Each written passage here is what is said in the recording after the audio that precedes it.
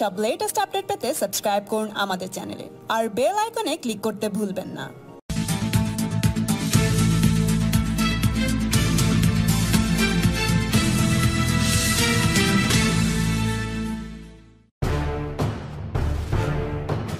Supreme কোর্টে দেওয়া হলফনামায় তার বিরুদ্ধে বৃহত্তর ষড়যন্ত্রের কথা উল্লেখ করেছেন আইপিএস অফিসার রাজীব কুমার।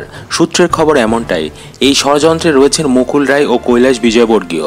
সেই ষড়যন্ত্রের অঙ্গ হিসাবে টার্গেট করেছে সিবিআই, জানিয়েছেন রাজীব কুমার। বেশ কয়েক মাস আগের কথা, সোশ্যাল মিডিয়ায় আচমকা ভাইরাল হয়ে যায় মুকুল রায় ও কৈলাস বিজয়বর্গীয়র দুটো অডিও কথোপকথন, যেখানে রাজ্যের বেশ কিছু উচ্চপদস্থ পুলিশ আধিকারিকের বিরুদ্ধে ব্যবস্থা নেওয়ার বিষয়ে আলোচনা করতে শোনা যায় দুই বিজেপি নেতাকে। এই ঘটনার কয়েক মাস পরই ফের সারদা চিটফান্ড মামলা নিয়ে সক্রিয় হয়ে ওঠে সিবিআই। তৎকালীন কলকাতার নগরপাল রাজীব কুমারের বাড়িতে আচমকা হানা থেকে শুরু করে শিলংয়ে 5 দিনের ম্যারাথন জেরা হয় সবকিছুই। রাজীব কুমারকে গ্রেফতারের আবেদন করে সুপ্রিম কোর্টে আবেদন জমা দিয়েছিল সিবিআই।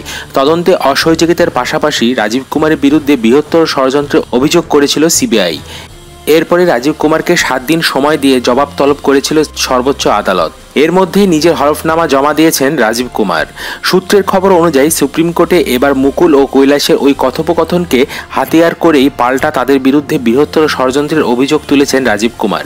শীর্ষ আদালতের জমা দেওয়া হলফনামায় তিনি দাবি করেছেন, ওই দুই বিজেপি নেতার ষড়যন্ত্রের অঙ্গ হিসাবে তাকে টার্গেট করেছে সিবিআই। শনিবার শীর্ষ আদালতে রাজীব যে হলফনামা জমা দিয়েছেন সেখানে এই কথা উল্লেখ করেছেন বলে জানা গিয়েছে। গোটা ঘটনাটিকে তিনি বৃহত্তর ষড়যন্ত্র বলে আখ্যা দেন। সারদা তদন্তে সিট গঠন করেছিল রাজ্য সরকার, সেই সিটের প্রধান ছিলেন রাজীব কুমার। তার বিরুদ্ধে তদন্তের তথ্য প্রমাণ নষ্টের অভিযোগ করে সিবিআই। 3 ফেব্রুয়ারি সারদা তদন্তে তাকে জিজ্ঞাসাবাদ করতে চেয়ে সরকারি বাসভবনে গিয়েছিল সিবিআই। তারপরে তোলপাড় শুরু হয়ে যায় রাজনীতিতে। পথে নামের মুখ্যমন্ত্রী মমতা বন্দ্যোপাধ্যায়।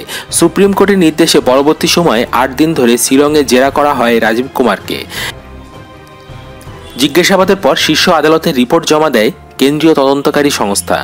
অন্যদিকে সোমবারই সিবিআইয়ের তরফ থেকে রাজীবের হলফনামার জবাব দেওয়ার জন্য 1 সপ্তাহ সময় চাওয়া হয়, যা মঞ্জুর করে এই মামলার শুনানি আগামী 22 এপ্রিল পর্যন্ত পিছিয়ে দেন প্রধান বিচারপতি রঞ্জন গগৈ।